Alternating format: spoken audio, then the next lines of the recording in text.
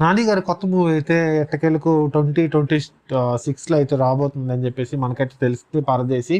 దీంట్లో కొత్త క్యారెక్టర్ని అయితే ఈరోజైతే రిలీజ్ చేశారు. ఒక పోస్టర్ లాగా అయితే రిలీజ్ చేశారు. అదే ఎవరో కాదు, మన ఫన్నీ కింగ్ ఎవరైతే ఉన్నారో సంపూర్ణేష్ బాబు గారు.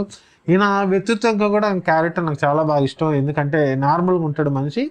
అయితే ఈ సినిమాలో మెయిన్ రోల్ ఎవరైతే ఉన్నారో విలన్ రోల్ అయితే మోహన్ బాబు గారు అయితే మనం అనుకున్నట్టు మనకు తెలిసిందే. ఫస్ట్ అయితే మోహన్ బాబు క్యారెక్టర్ అయితే రిలీజ్ చేశారు. తర్వాత సంపూర్ణేష్ బాబు గారి క్యారెక్టర్ కూడా రిలీజ్ చేశారు. ఇంకా నాని గారి క్యారెక్టర్లో చూసుకుంటే ఆయన ఒక డిఫరెంట్ లుక్తో అయితే మనకైతే కనబడుతున్నట్టు మనకి తెలిసింది. ఇంతకుముందు కూడా పోస్టర్ అయితే రిలీజ్ చేశారు. ఆయన గురించి ఆయన లుక్ అయితే అయింది.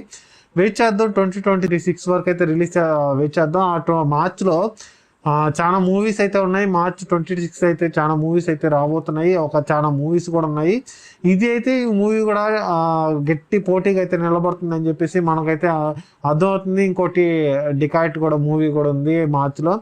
2-3 మూవీస్ ఉన్నాయి కరెక్ట్గా. ఈ మార్చ్ ఆ మంత్లో అయితే చాలా మూవీస్ అయితే రన్ అవుతాయి. నాని గారిది, ఒక ఆదిశేషు గారి మూవీస్ అయితే ఇట్లా అయితే చాలా గట్టి పోటీ అయితే మనకి. ఎట్టకేలకు సంపూర్ణేష్ బాబు గారు ఈ సినిమాలో వేస్తారు రోల్ బిర్యానీ అని పెట్టి మనకైతే పోస్టర్ అయితే రిలీజ్ చేయడం కూడా జరిగింది.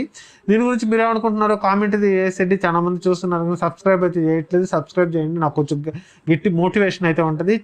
Thank you guys.